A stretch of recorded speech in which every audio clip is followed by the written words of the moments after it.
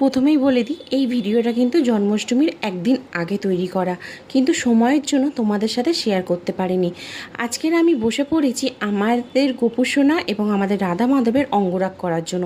তোমরা দেখতেই পাচ্ছ যে আমাদের রাধা মাধবের একদম চোখ মুখ কিছুই বোঝা যাচ্ছে না। তার কারণ আমাদের রাধা মাধবের বয়স প্রায় 60 থেকে 65 বছর বয়স হয়ে গেল, বহু দিনের পুরানো ঠাকুর।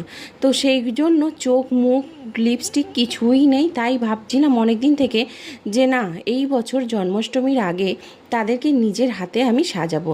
আর আমাদের গোপুসোনার বয়স তো বেশি দিন না, সবে মাত্র 1 বছর।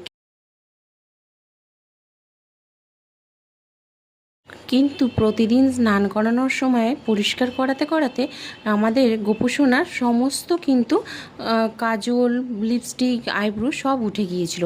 তাই ভাবলাম চলো এই বছর জন্মদিনে কিন্তু তাদেরকে সুন্দর করে সাজিয়ে তুলি। আর লাইফে আমি এই ফার্স্ট টাইম কিন্তু আমি ভগবানের ওপর আঁকতে চলেছি। আমার ভীষণ কিন্তু মনের মধ্যে একটা ভয় কাজ করছিল যে আমি ঠিকঠাক কাজটা কমপ্লিট করতে পারবো কি না।